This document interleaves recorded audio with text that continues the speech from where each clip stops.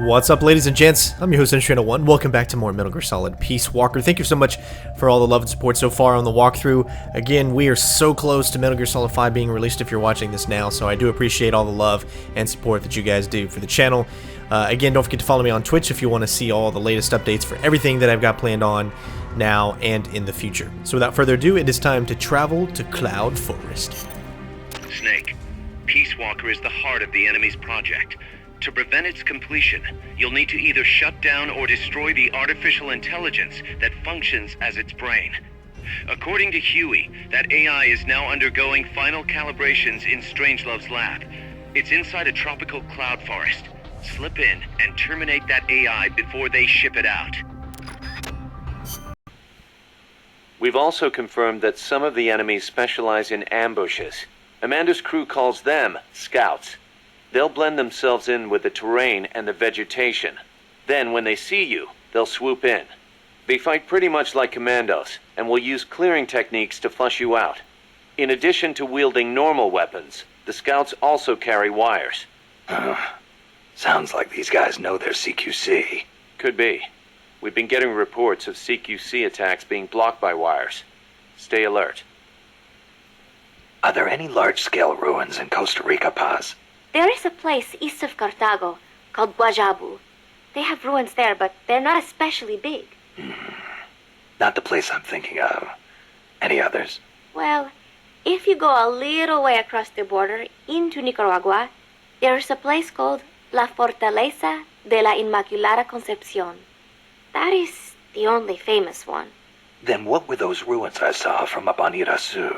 There are a lot of things we still do not know about Costa Rica's ancient civilizations. There are giant stone spheres throughout the country.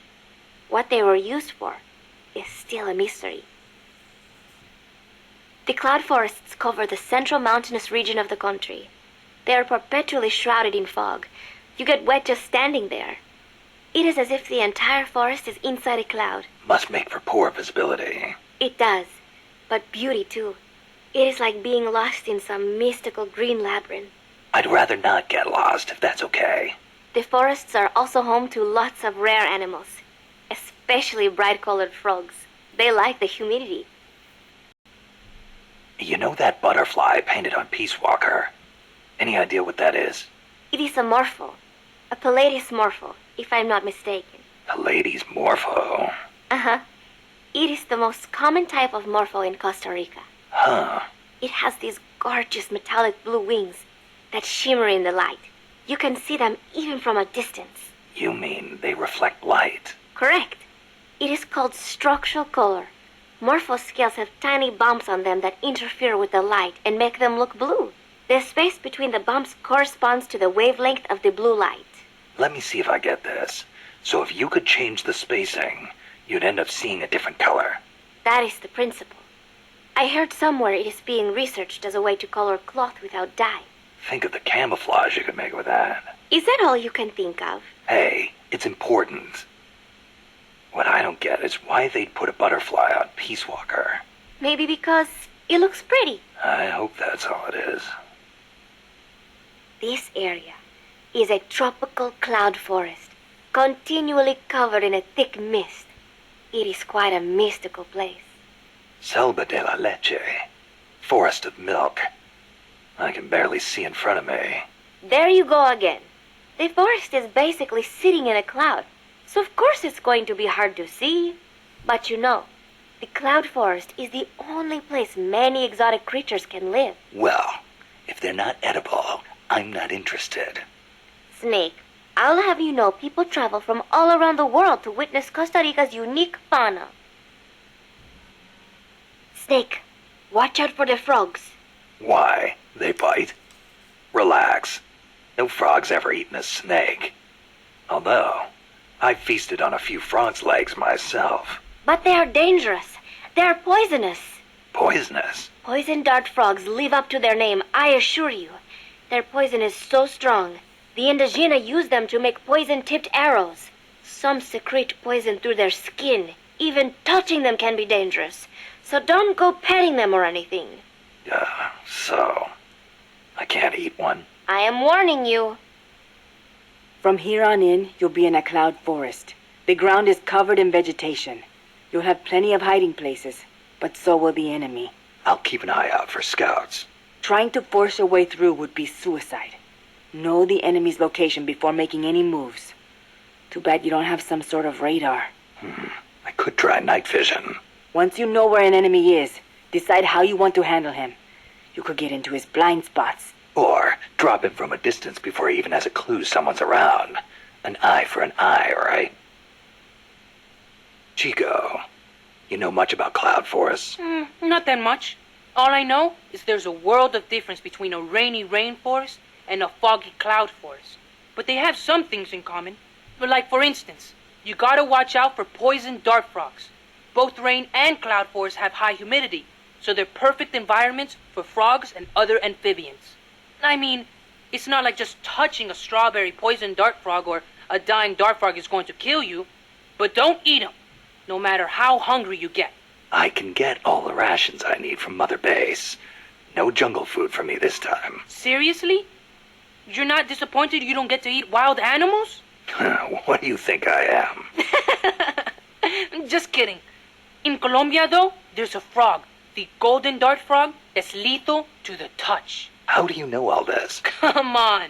Don't you think poisonous animals are cool? Not if you get poisoned by one. Well, obviously. One more thing. When you get to the forest, be on the lookout for Bigfoot. I think I'll be okay there. Bigfoot is an ape-man that lives in the Rocky Mountains. In the local Indian language, he's known as Sasquatch. And get this, he's over 3 vara. Can you believe that? So he's kinda like a gorilla? Completely different. Even the biggest gorillas only get to about 2 vara, and they walk on their knuckles. Bigfoot's big, and he walks on 2 feet, like people. So he's more man than ape. Probably. His ancestors must have split off from humans at some point. Like before they started using tools and stuff. Yeah, but aren't the Rockies kind of far away from here? Not that far. According to Darwin, humans came all the way over here from Africa. Plus, there have been sightings in Venezuela of an ape-man called Mono Grande. Costa Rica has tons of plant and animal species. So I'd expect there to be at least one kind of ape-man. At least. Gotta admit, I've never heard of Mono Grande. Yeah, he's not as famous as Bigfoot. He's similar, but he lives in Venezuela. He's not that big, less than 2 vara, but he's way more ferocious than Bigfoot. I wonder just how mean he is. Like when he catches his prey, does he punch it to death? That's the law of the wild. You catch your prey, you kill it, and you eat it. Yeah, but punching is way more ferocious than biting. Well, maybe it seems that way because that's what humans do. You really love UMAs, don't you, Chico? Do you know what I think? I think UMAs should be dangerous. Otherwise, where's the fun in hunting them? Doc, I'm starting to sense your feelings about nukes are a little different from your colleagues. How do you mean? Your little chat with Coldman back there. I told you my father worked on the Manhattan Project, right? You're familiar with it? The basics, yeah. It was the project that kicked off the nuclear age. That's right. Some of the finest minds of the 20th century, including multiple Nobel Prize winners, worked on it. They spent over $2 billion, and that's in 1940s money. It culminated in the successful nuclear test at Alamogordo on July 16th, 1945. And the first use in combat a few weeks later.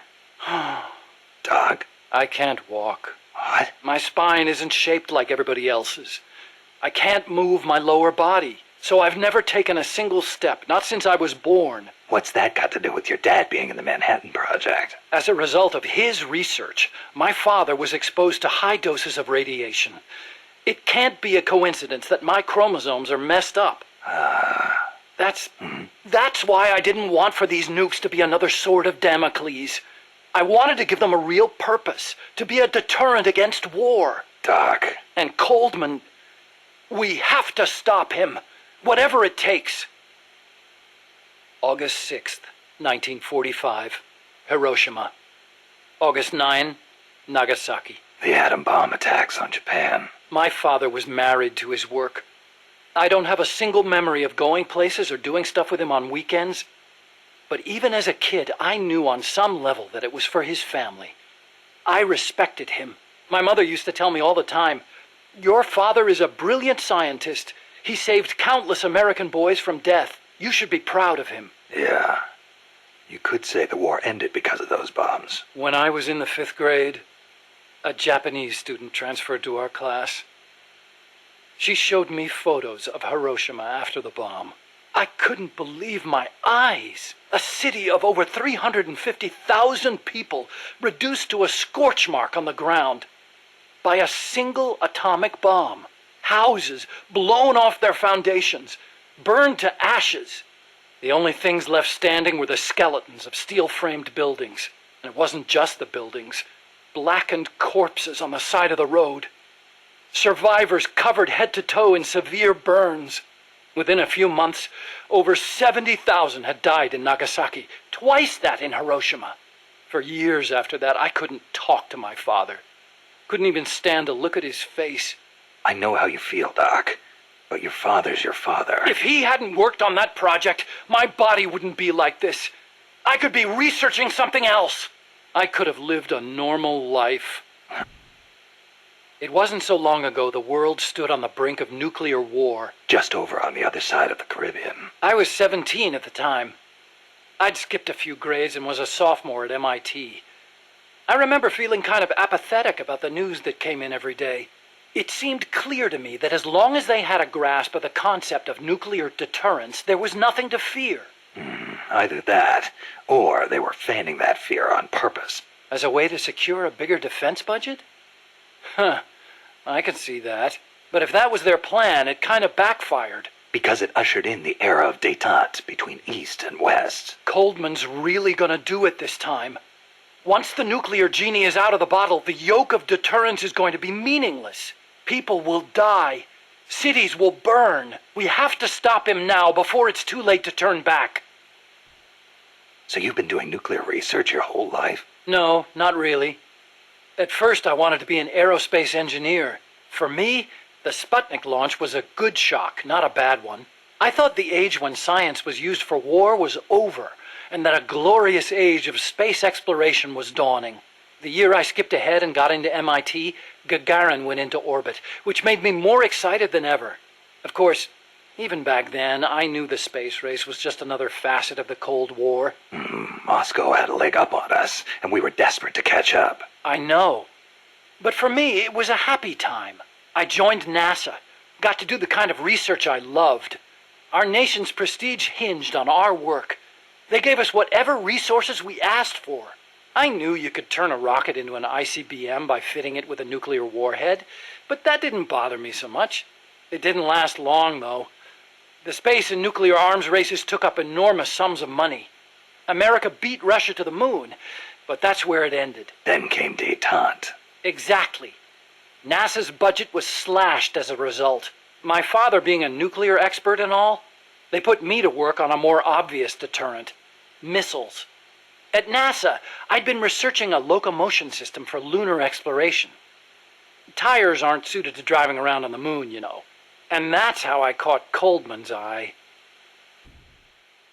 The aim of the Peace Walker project is to achieve robust nuclear deterrence across Central America by deploying a new nuclear weapon system along the Caribbean coast. Peace Walker is also the name of the system itself. A nuclear weapon named Peace. I can just see the look on Kaz's face. So why exactly does this new system need legs in the first place? Because it's a walker. An unmanned weapon moving under its own power and capable of launching a deterrent strike from anywhere. That's the whole idea behind Peace Walker. The reason Peace Walker is a mobile nuclear weapon system is to maximize its potential as a nuclear deterrent. How so? If need be, Peace Walker can stay constantly on the move so that the adversary can't pinpoint its position. That allows it to avoid preemptive enemy strikes. So you're saying it keeps the retaliation card in play? Coldman likes to brag about it in this way. Like a land-based version of an SSBN. And there's another reason for them to be mobile.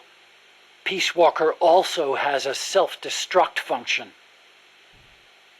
Why would Peace Walker need a self-destruct function? You saw it, didn't you, Snake? That sphere on Peace Walker's head? Yeah? That's a hydrogen bomb. What? You're telling me that thing's a thermonuclear device? Do they have any idea what kind of destruction that thing would cause? I know, it's crazy. I mean, even overkill has its limits. If it's strategic value they want, they could have gone with something smaller. It's like they want a weapon on par with Russia's Tsar Bomba.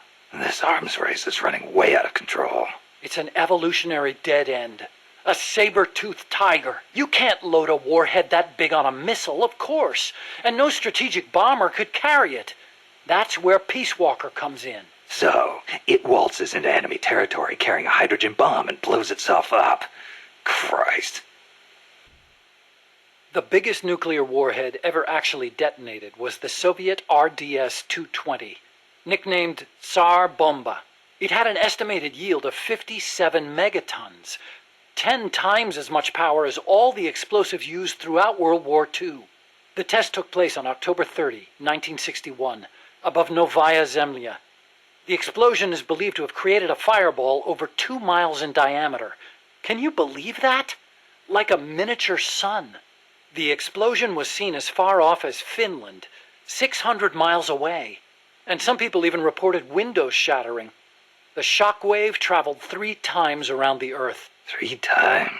Peace Walker is armed with a massive hydrogen bomb, even more destructive than Tsar Bomba.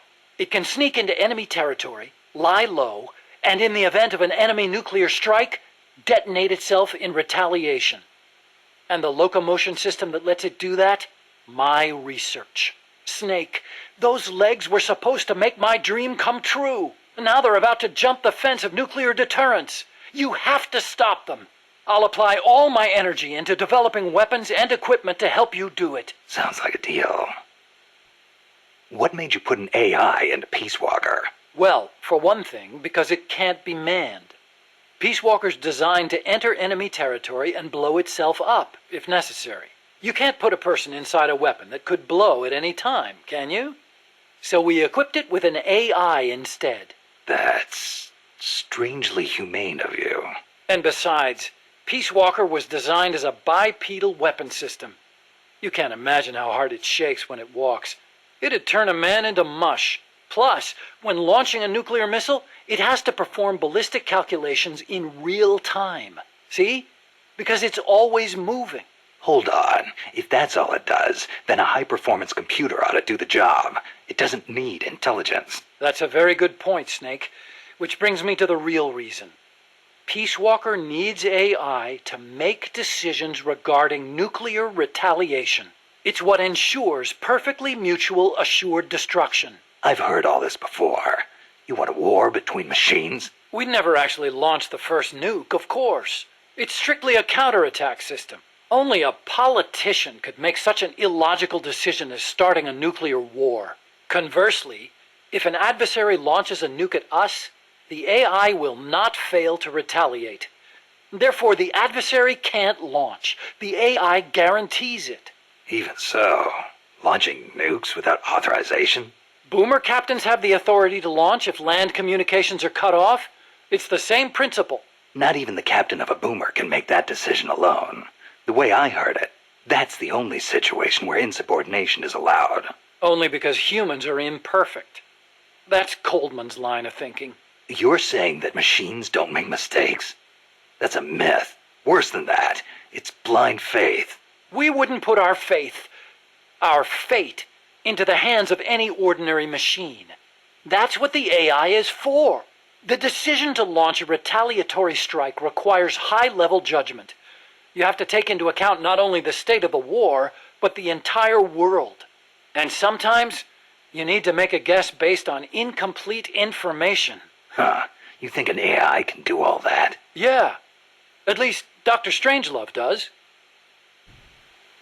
Peace Walker is fitted with several close-range weapons. We'd also planned for it to be able to enter enemy territory and self-detonate. Wonderful. What exactly are we dealing with here? Well, the flamethrowers for one thing. One in the front and one in the rear. Then there are the S-mines.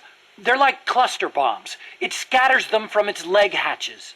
If you see those open, you better clear out quickly. And finally, the rockets. These can travel quite a distance, so stay sharp.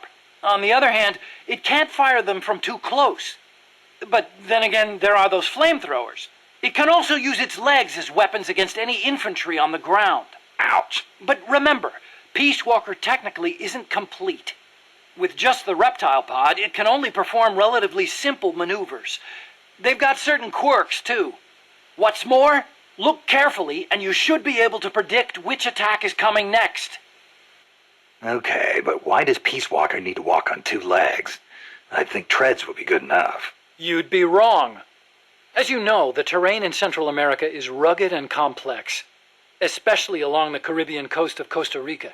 You've got jungles, swamps, mountains, and the only way to get across all that terrain, no matter how rugged, is on legs. Yeah, but wouldn't it be tough to cross a swamp, even on legs? It wasn't easy, that's for sure. The reason we picked Costa Rica as a proving ground is because we can test it on every type of terrain.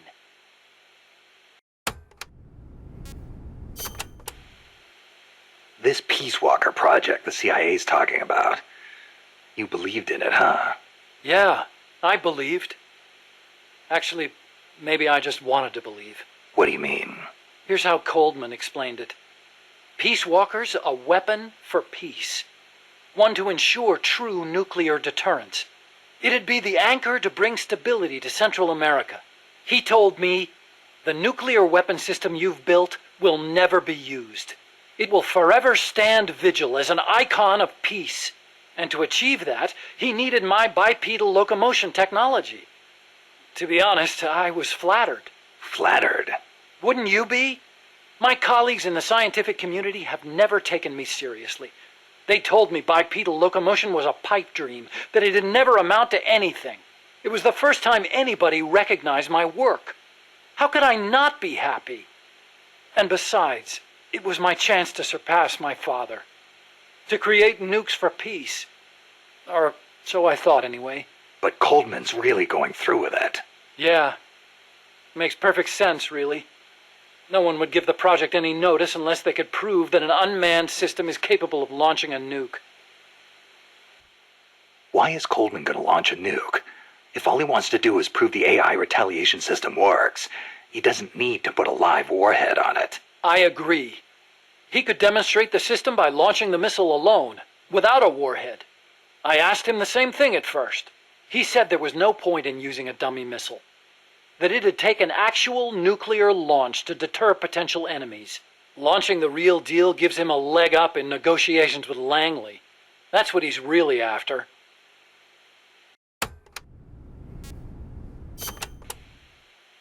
I based the bipedal locomotion technology used in Peace Walker on Soviet research.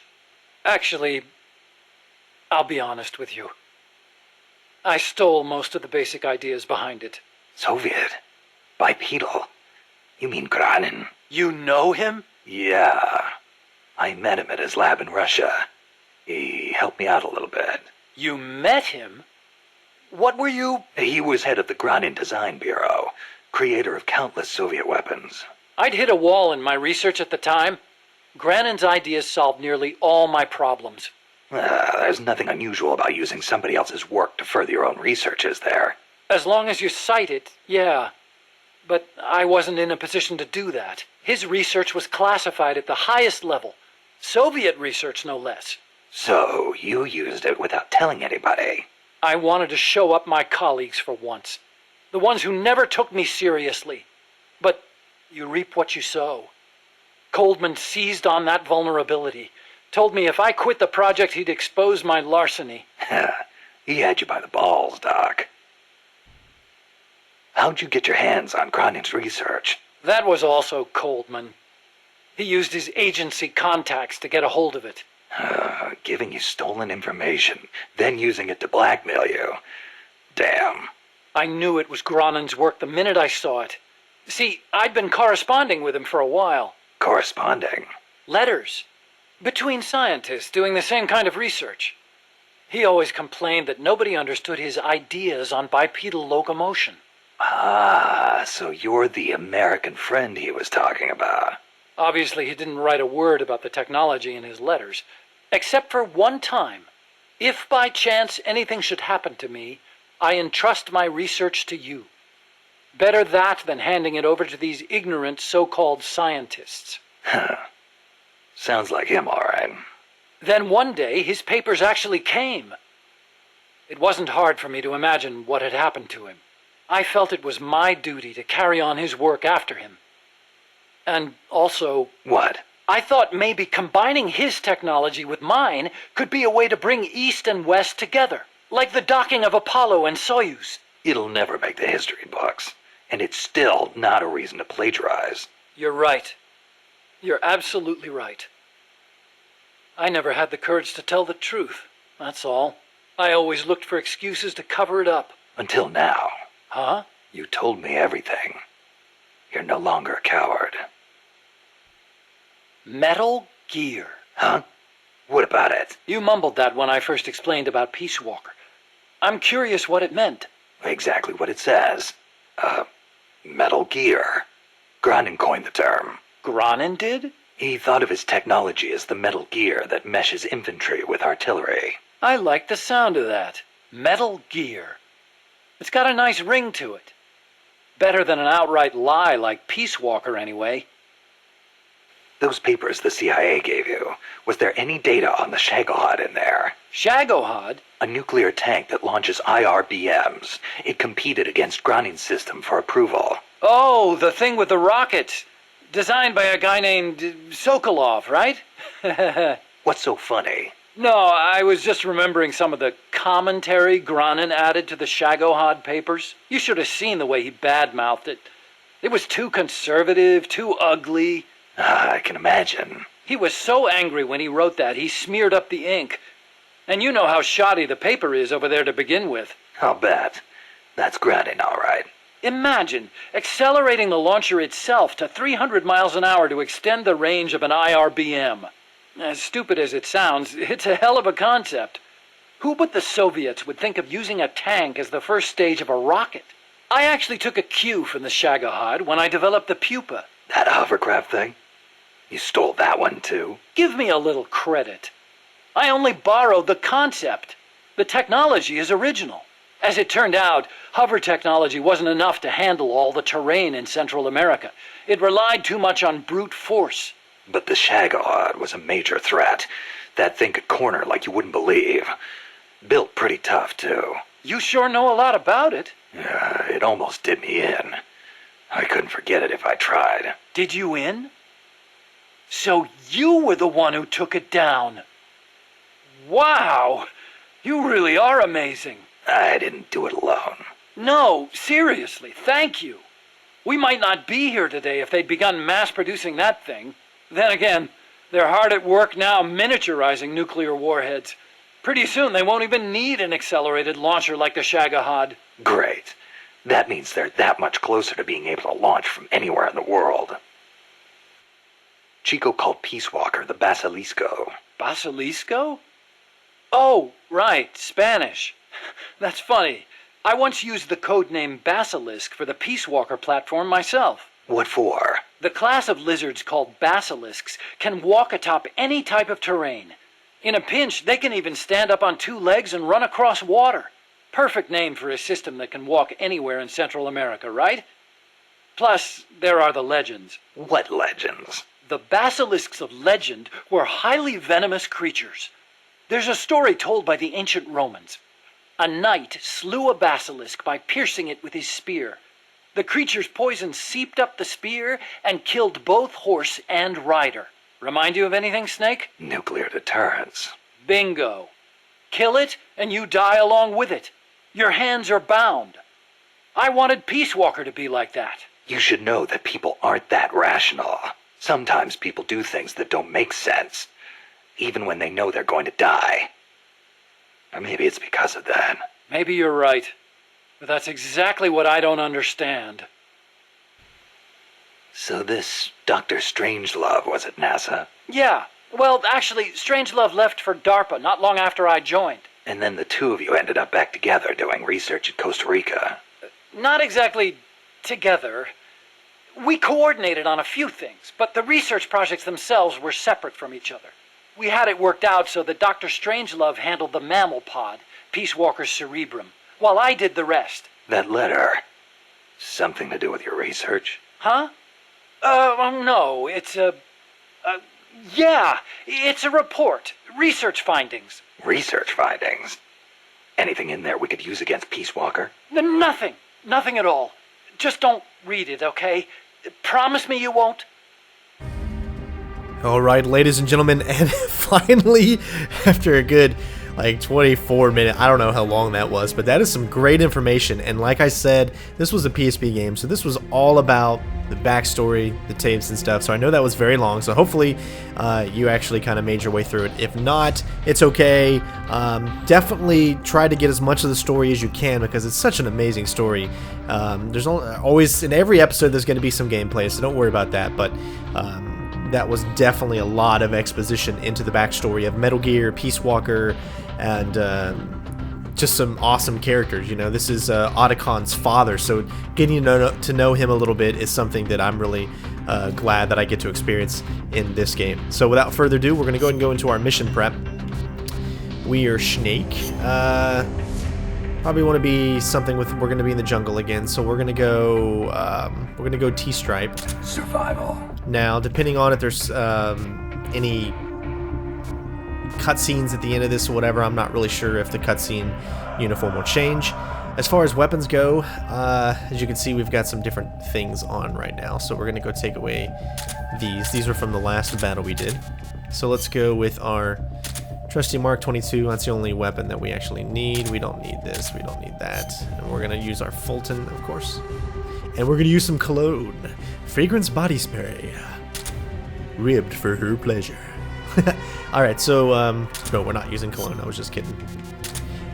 So we got Fulton. We've got the Mark 22. Aha. The last thing I wanted to use, which I think it's no, it's got to be in here. Nope, that's right. It's going to be here. We're going to use, not throwing, not placeable. It's not there either. It must be over in here. Must be part of the items. There we go. Night vision goggles. This is going to help us to see the enemy. There's a lot of ambushing kind of enemies in this level, so you're going to want your night vision goggles in order to be able to know where they are so you can get the drop on them. So, ladies and gentlemen, without further ado, I'm so sorry for the long wait, but hopefully you guys got something out of that story, and it is go time. Chapter 2, The Phantom Hero.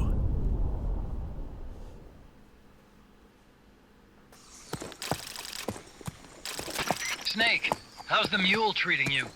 At this pace, I should be there by tomorrow morning. You've got to hurry. The AI could be completed any time now. It'd be nice to have a guide. Already on it. I've enlisted Paz to help you. She knows the jungle pretty well. Snake, I know you are an expert in survival, but you need to stay alert. You are in an ancient jungle so foggy, you can hardly see the trees.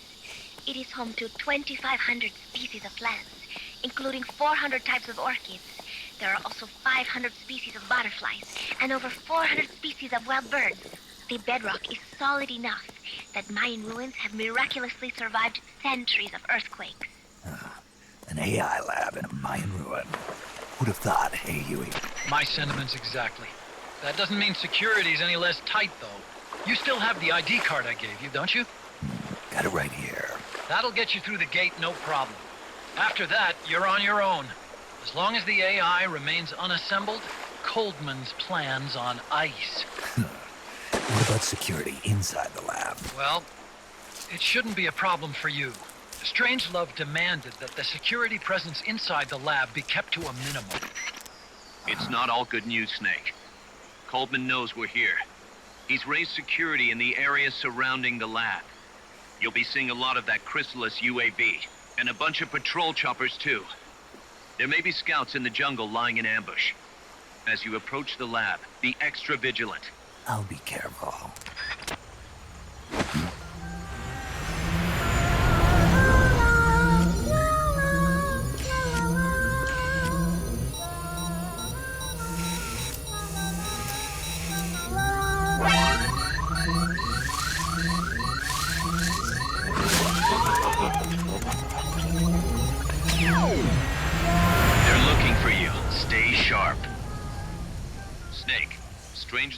lab is a few miles to the north. It won't be long before the AI is complete. Don't let that happen. Careful. If there's enemy scouts around here, they'll be nearly impossible to see.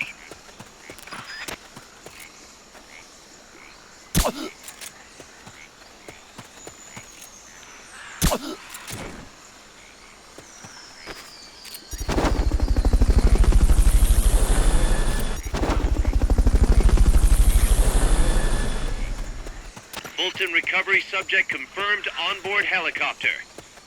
Watch out. Enemy search may not spot enemies that are actively hidden.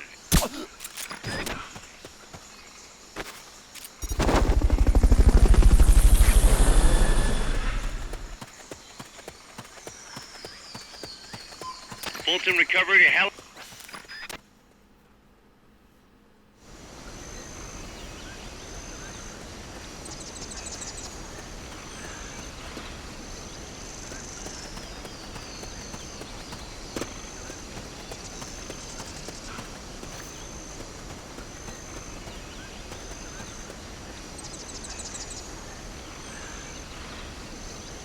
Freeze.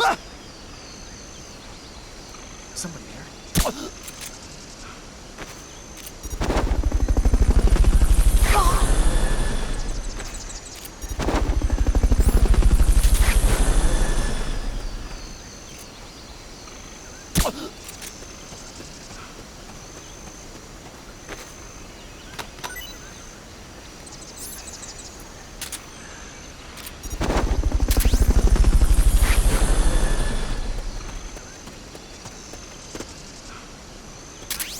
Fulton recovery subject confirmed onboard helicopter.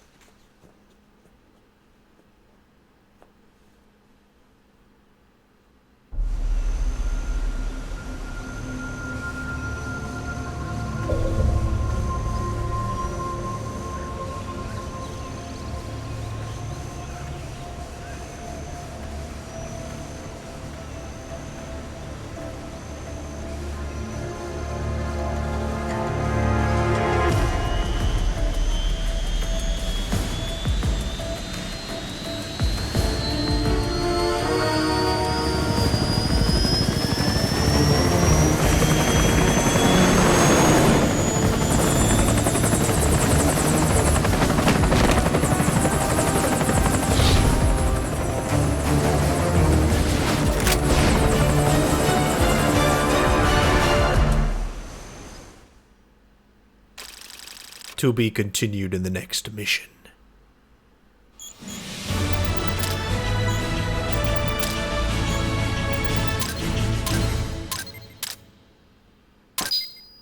Alright, well there you go, ladies and gentlemen. So the cool part about that is we were able to get pretty much through all of that right there super quick, and I didn't have to skip any cutscenes or anything like that.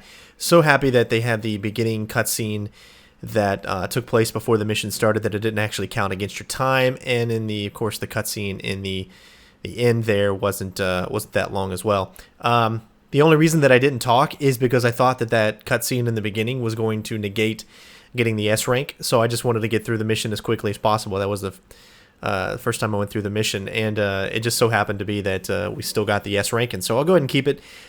So if you pretty much do what I do right there, obviously you're going to be able to get the S rank. You got to know where the enemies are. Of course, I've played the mission before, but use the night vision goggles, because it really, as you can see, it really does help out as well for any remaining stragglers that you might not be able to pick up. I know this was a very, very long video, and I apologize for that, but I wanted this to be an extensive walkthrough where I show you guys all of the briefings to get you fully caught up on the story. So thank you so much for sticking through with it. Hopefully you guys grabbed some popcorn during all of that briefing, and hopefully you enjoyed somewhat of it. So again, guys, thank you so much for watching, and of course, it looks like we will see you on the next boss fight.